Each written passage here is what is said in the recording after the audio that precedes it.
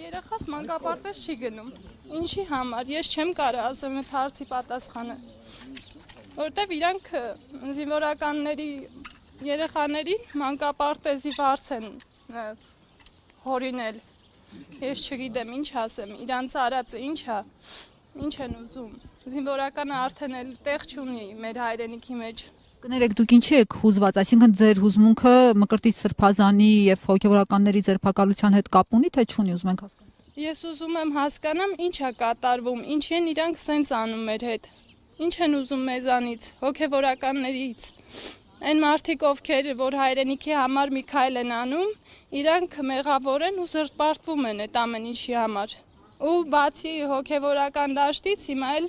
զինվորական ընտանիքները ասենք, որ հայրենասեր, ասենք իմ ամուսինը 20 տարի իր կյանքը չի խնայել, ամբողջ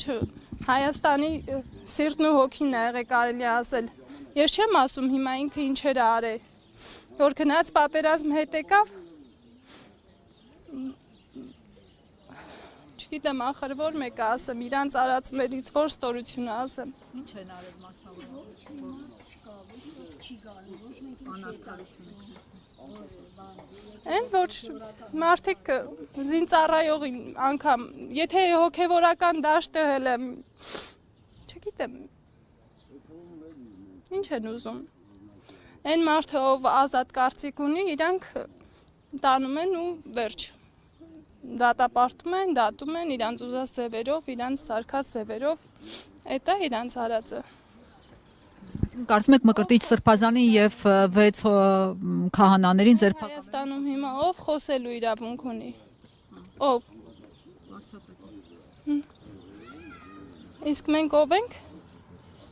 Մենք 3 միլիոն վարչապետերից։ Հա։ Չէ, ես դա չի ասի։ Մենք հիմար ոչխարների նման իր հետևից ընկնում ենք, որ լցվենք ձորը։